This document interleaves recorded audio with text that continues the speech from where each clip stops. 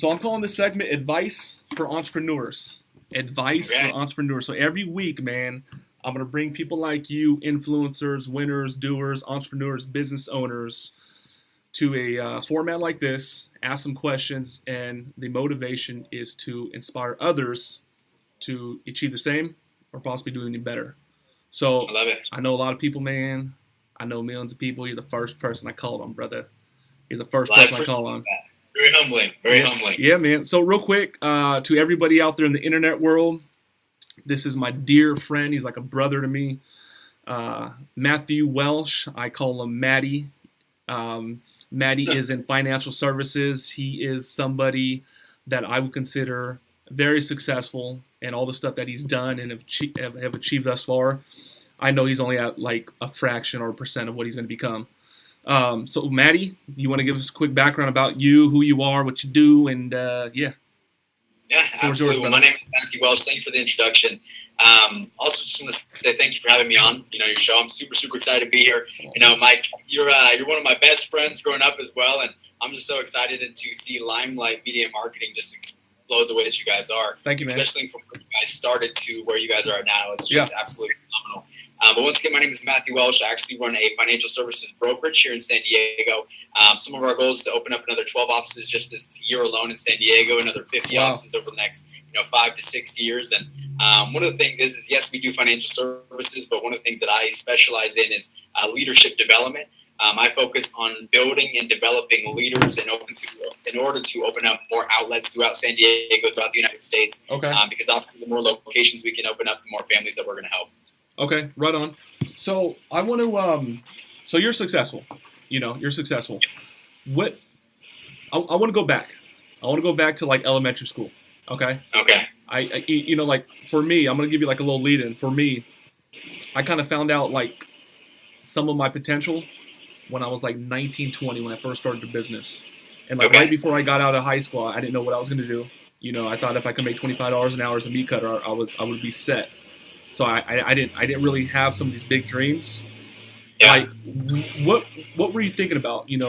Kindergarten, let's say, first grade, second grade. Like what was the psyche and what did you want to become? And tell me about that. What was your mind like back then? Well, all growing up, my dreams was actually to play professional soccer.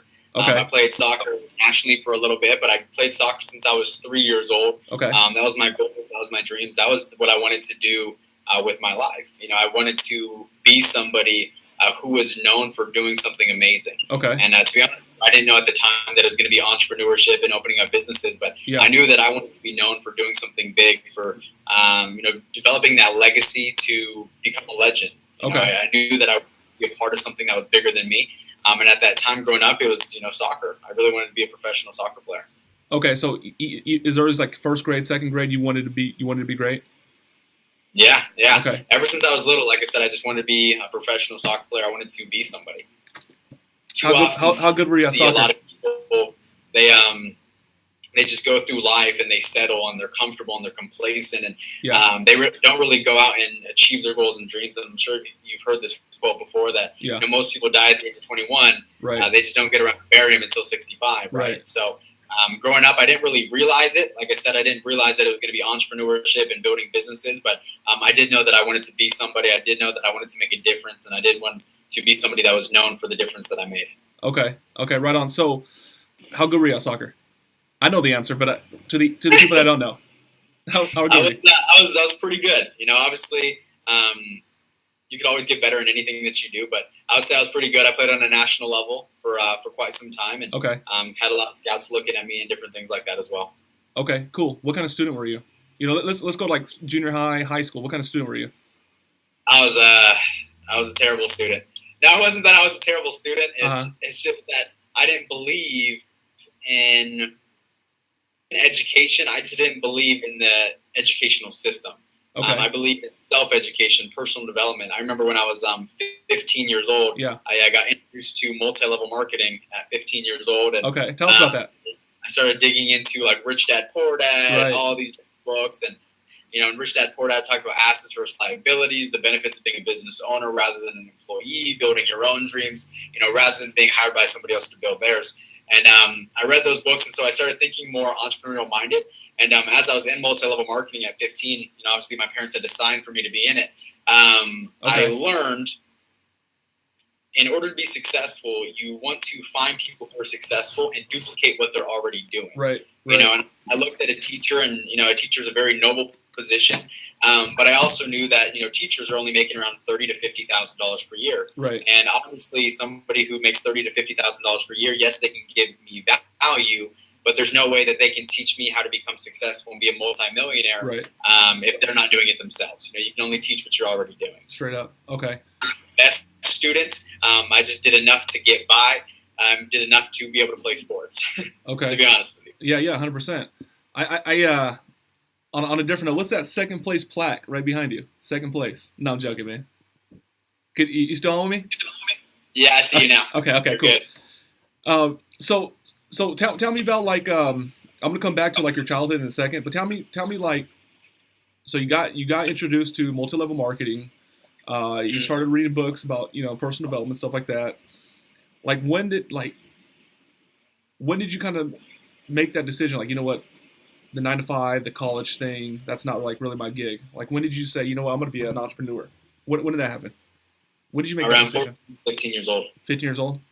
Okay. Yeah, 14 to 15 years old, and it was really because I started digging into, like I said, personal development. I started reading a lot of books. I started educating myself rather than letting the system educate me. I started to realize that a lot of the principles that I was reading in these books were a lot of the principles that I learned actually from my parents, not realizing that, you know, it was almost as if they were entrepreneurs in their self. Right. My mother actually had the very first before and after school daycare program. Yep. She did too. Here in San Diego. It may not have been something that she did to make a lot of money, but she also had ownership in what she was building and doing. Right. And I saw the freedom that she had to be at every single one of my sports games. I also looked at my father, who started an automotive company, and he had it on auto shop, and then he saw that there was a lack of integrity in his partnerships, left it, and then started Bryan Integrity Services, which was a contracting business. And I, once again, never made a lot of money, but I saw the ownership that they had over their time, and the fact that nobody was telling them when to show up, when to leave, how much an hour of their time was worth. Sure. Nobody decided those things. They decided it themselves. And so I kind of saw firsthand as I started reading these books what ownership of time meant and how much more valuable time that was than money, and being able to have that time to do things that you love the most. Okay. So who were you? So you made that decision in your teens. Who were you telling? Like your soccer pals and you know your buddies. Like who like were you expressing yourself like, you know, I'm going to be an entrepreneur, man? Like who were you telling? Were you telling anybody? Everybody. Everybody. What were they saying? I wanted everybody to. What were they saying? What was the kind of feedback? Wasn't the most. I was an outgoing person who liked being with my close group of friends in a more introverted way in that sense. But when I got introduced to entrepreneurship and multi-level marketing and business, I knew that obviously if you want to market your business, you market it to as many people as humanly possible. So I actually made a list of over 100 people, of every single person that I knew. People, and I just called every single person almost like it was a cold call. But I called every single person to kind of get the word out. And who told who told you to do that? How did you know to get that list? My mentors in multi-level marketing. Okay, cool, man. Cool. So let's, you exited high school. Did you kind of like give up your dreams to play soccer professionally, or how that whole thing? When I got introduced to multi-level marketing, I realized, and please keep in mind, I'm not in multi-level marketing now. Mm-hmm. When I got introduced to multi-level marketing, I realized that it wasn't necessarily soccer that I was so in love with. Even though I do love soccer, don't get me wrong, but it was more the ability to compete. It was the competition. And when I started getting introduced to business and entrepreneurship, I realized that it was the most competitive sport that you will ever play in your entire life. Because it's not a 90-minute window of giving it everything that you've got. It's 365 days per year, 4 hours a day. The person who works the hardest, the person who gives it everything that they've got is going to get the most results at the end of the year. And so I knew, and I saw that in business, like I said, it wasn't a 90-minute window. It was on a 365-day game. Yep. And when I got into it, it became my passion. I got very competitive, and I wanted to focus on being the best in whatever it was that I was. Okay. Cool, man. I agree with you 100%. I think that Mark Cuban talks about entrepreneurship as a sport, man. And most times, as long as you use your noggin, the person that pushes the hardest, dude, usually gets the result. When we were still in North Park, there was an internet marketing company on the corner. At 5 o'clock, they shut down, and on Saturday and Sundays, they shut down completely. And I would be with the crew. We would go to the Starbucks right there on the corner. We had our office, just half a mile away, and I always make fun of them, like, man, look at these guys, dude. They're not hustling. They're not grinding. 5 o'clock, done. Saturday, done. And I still think about it because I live in the area. Okay, cool. So, you wanted to be an entrepreneur. I mean, did you like what are your? A lot of people get weird when it comes to money, but I think that Okay, listen. The more people you help, what is what they say? The more value, the more money, right? How much motivation for you is where's money on the list as far as motivation? As far as like focus and priority. That's a really good question. At the very beginning, it was, to be honest with you, it was a lot about the money. It was about love, the Rolls Royces, the cars, the lifestyle. It was the lifestyle. It wasn't necessarily the money, but it was the lifestyle that the money could bring and the options that it could provide. And so for me, I fell in love with the lifestyle. I fell in love with the ability to be free. I didn't want to work for somebody the rest of my entire life. So when it comes to money, it is high up there. Don't get me wrong. Okay. But it's not the money itself, but what you can do with it. And one of the things that I've realized as I don't consider myself to be somebody who's successful yet, because obviously, you got to compare yourself. Compared to what? There's people making $1 million a second, and I'm not at that level yet. So that's what I would consider, successful when it comes to business, is the amount of profit that they're bringing in. And so, yes, it's high up there, but like I said, it's just the options that it can provide. For me, like I said, my dad was battling an illness for the last 8.5 years now. He's been battling cancer, and he had a heart attack on Christmas. And those things that I knew that if I didn't bring in money and didn't make money, then our family would lose the home. I knew that if I didn't make money, then our family would struggle, that we could lose everything that we had, that my father would have to continue working while going through chemo. And so, yes, money was a very important thing, to be honest with you, especially as I got into business, because it wasn't a matter of I want to make money. It was, no, I have to make money in order for my family to survive. Okay. And then if money's not the number one thing, let's kind of like talk a little more about today. If money's not like the number one thing, what is your purpose right now in business? What is your purpose maybe in life? What is man, the money's great. Of course, we could all use some extra money, but what is it that just really gets you going, man? Like, what are you really passionate about in business? What really gets me passionate at this time is to watch people that I've been able to train and lead grow and just blossom, to be honest with you. It's my biggest thing. When it comes to my purpose, one of the things that I believe my purpose is my number one goal is to lead America out of corporate slavery through entrepreneurship, mindset, and the development of leadership. And so for me, I'm very, very focused on leadership development. How can I inspire others to chase their goals and dreams? How do I inspire others to take ownership over their life? How do I inspire others to become the best version of themselves in every single category, whether it's health, whether it's business, whether it's, their marriage, their family life, whatever it is. I just want to inspire people to become the best version of themselves in everything that they do. And so that's really my main purpose right now is, lead people out of corporate slavery. I look at, Martin Luther King, somebody who, and it's coming up on Monday, right? Yep. Martin Luther King is somebody who's a legend for, leading people out of slavery. You look at Gandhi as a legend, as somebody who led people out of slavery. You look at somebody like Abraham Lincoln, who's a legend for leading people out of slavery and helping with that. For me, my number one goal is to who's remembered for the difference that we've made in the world, for leading people out of corporate slavery. I'm helping them realize where they're really at. I heard a quote the other day that said, how can you escape prison if you don't know that you're in one? Exactly. Right? So you see a lot of people that they're in their own mind. They're incarcerated into their own mind, into their work environment, and they don't know anything else, so they don't even realize that they're in a prison. And I want to help bring that to light so that way people could really go after what they're truly capable of. what's the difference of somebody sitting dormant in a prison, or someone that just has like a lower level of thinking versus someone that's like free? You know, like someone that thinks there's no limitation. Like, what's the difference of those two people? Two hands, two legs, two eyeballs, brain in the middle of the skull. Like, what's the difference of Mindset. Okay. 100%. Yeah, because I look at business as well. It doesn't matter how tall, it doesn't matter how short, because I'm not the tallest of them. It doesn't matter how short. It doesn't matter your race.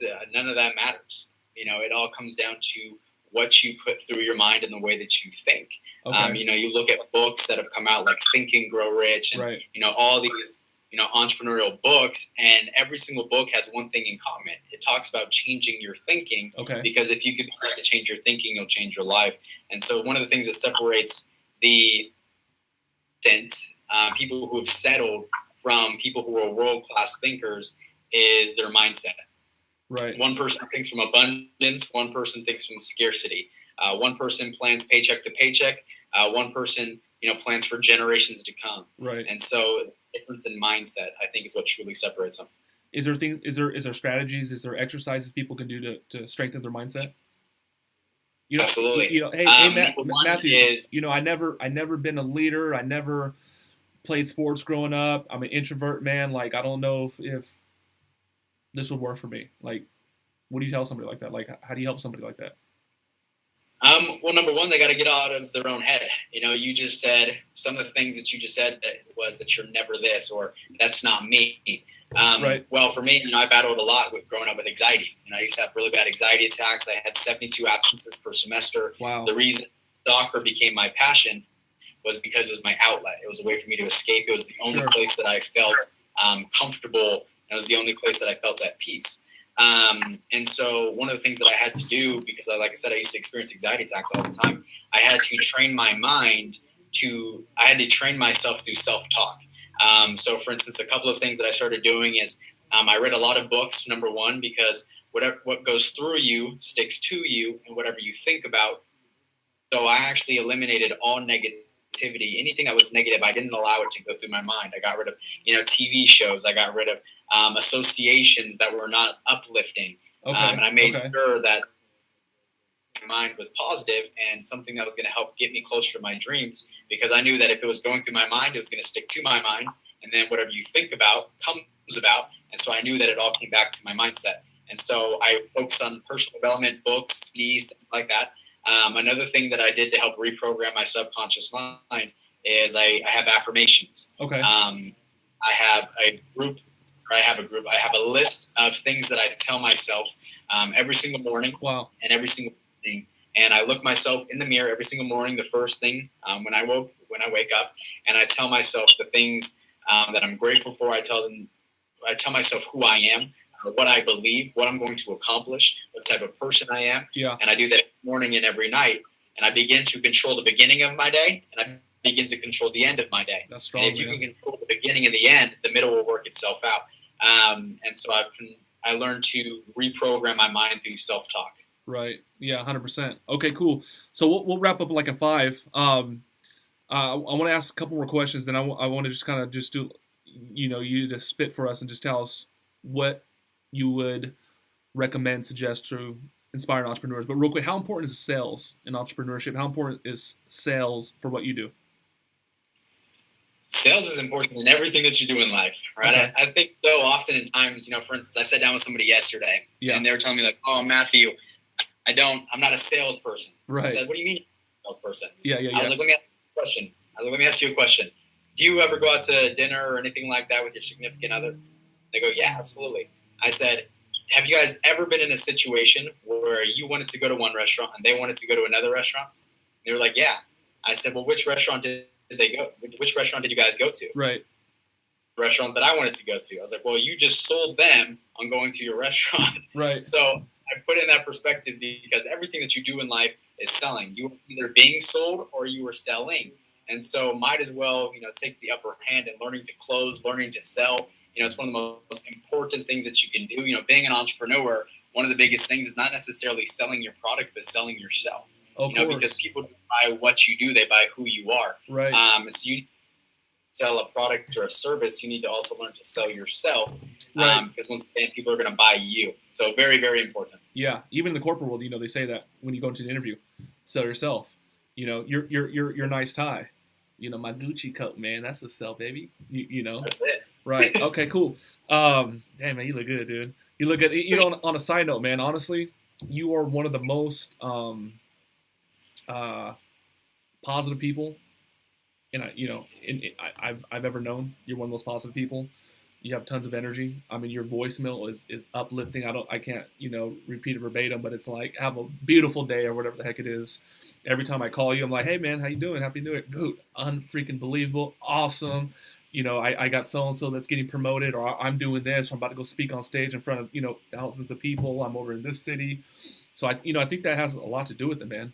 Like for me, I pay very close attention how people talk, and at Limelight we created like a fake world almost, and it's probably similar to yours, where everyone under this roof at Limelight is positive, motivated. They say the right things, and if they're not in line with those things, they really don't fit in. You know what I mean? And when we leave these walls, I go back into the real world, and you'll go to Starbucks and you'll hear how people talk. You'll hear how college students talk. It's like, we'll see how I do on this final. I've interviewed. We'll see what happens. I'm gonna go do this, and I don't know. Maybe we'll see. I don't know. And like for me, I think that like we're always lying to ourselves. Yeah. And I rather lie about something that's uplifting and positive and better, as opposed to lying about something that's going to bring me down. When somebody says I can't get a job because no one's hiring, I think they're lying. When I see an entrepreneur that's on the come up, that hasn't made it yet, and says I'm super successful, in my mind I'm free, I'm abundant, I'm a multimillionaire, I think they're lying.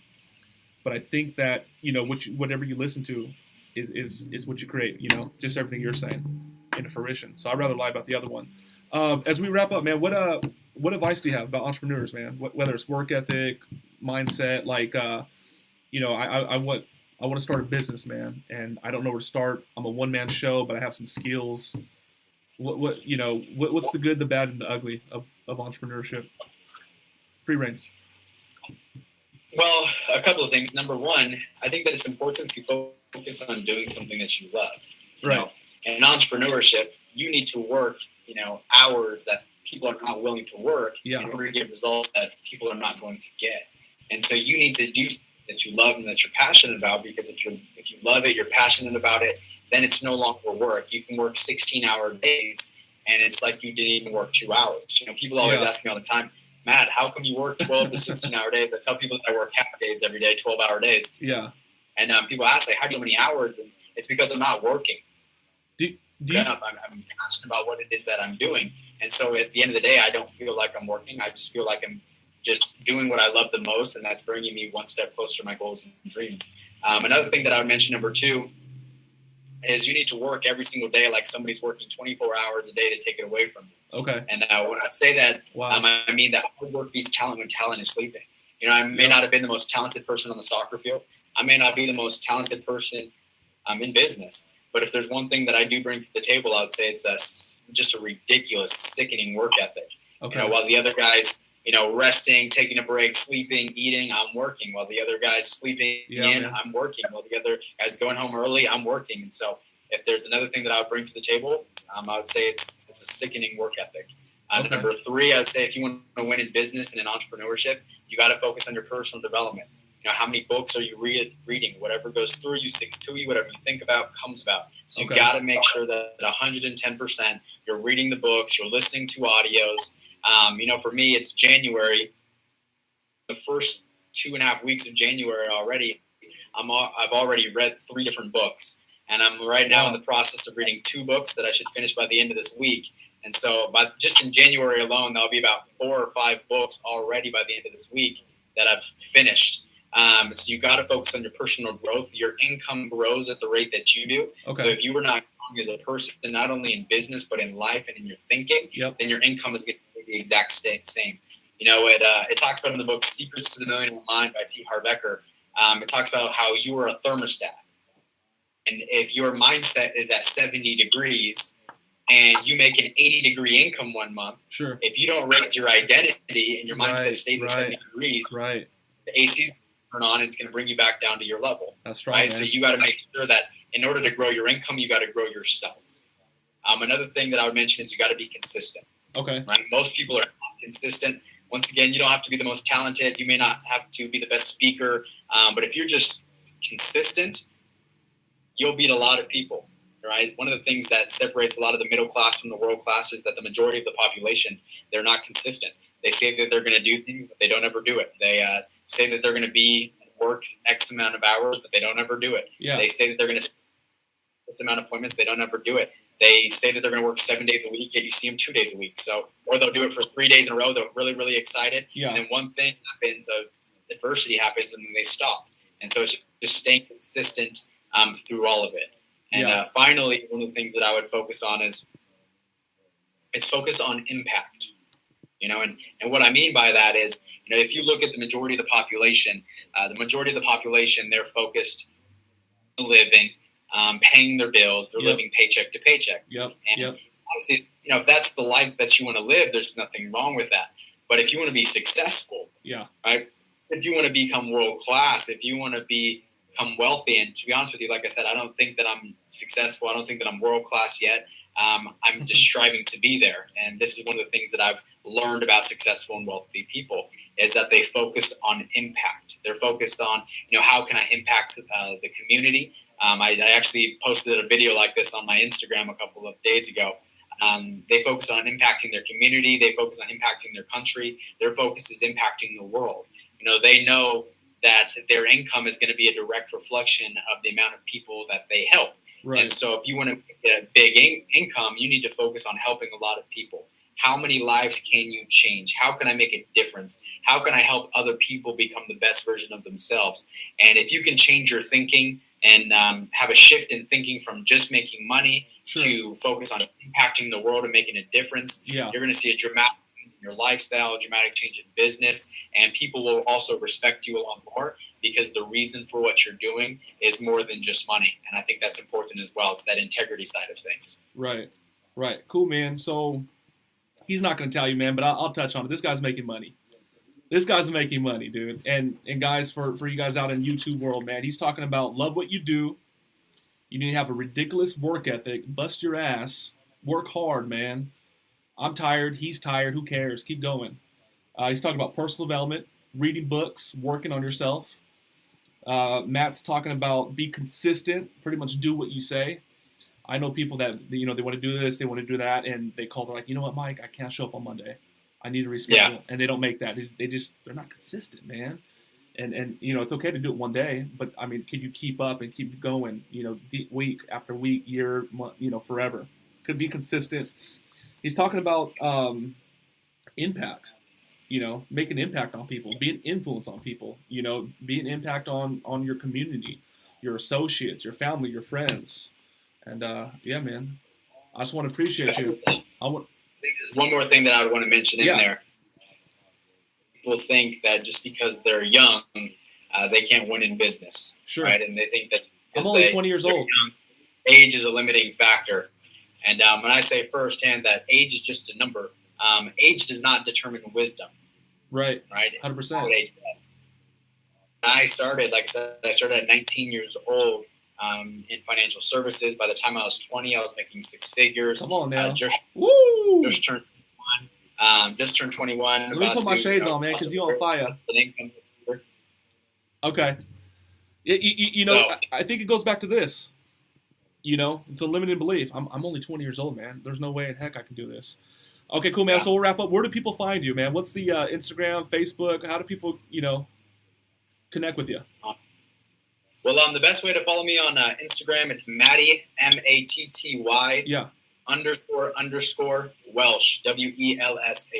So Matty _ Welsh. You can find me on Instagram. I'm posting motivational videos, motivational quotes. Like I said, my number one goal is to inspire people to become the best version of themselves. And if I can help do that in any way, I would love to be able to do so. Facebook, you can just look me up as Matthew Welsh, Matty Welsh. Anything like that will pop up on Facebook, and you can find me on that social media. But another place that you can find me in the very near future is going to be on the cover of Forbes. So you'll definitely look me up there. Cool, man. Cool. Matty, I appreciate you, brother.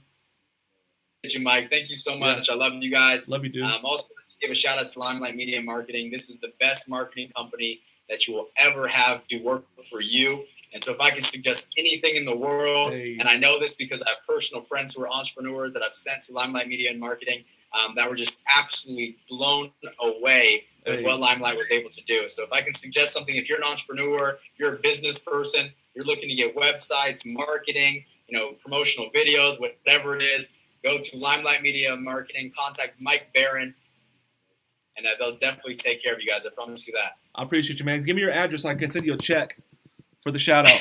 I appreciate it, dude. Sounds good. Okay, brother. Good. Boom. Okay, cool. So we're done. We're done, man. That was pretty fun. Yeah, it was good, man. Did I bring value? Oh, dude, of course, man. Of course, dude.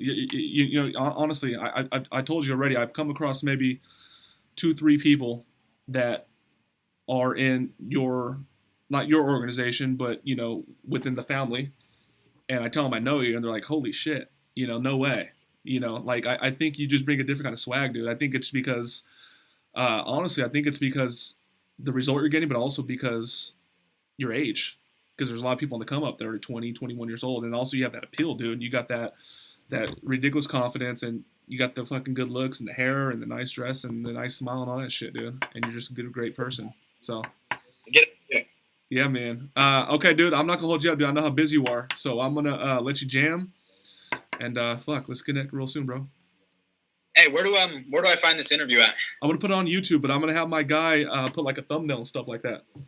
So I'm thinking about putting it up Monday, but you'll be the first person that gets it. Sounds good, brother. Hey, well, I appreciate you, man. I love you, brother. Yeah. Let's go grab some food and stuff like that sometime, okay? Okay, we'll get together, dude. Love you, man. All right, man. Appreciate you, bro. Take care. Peace.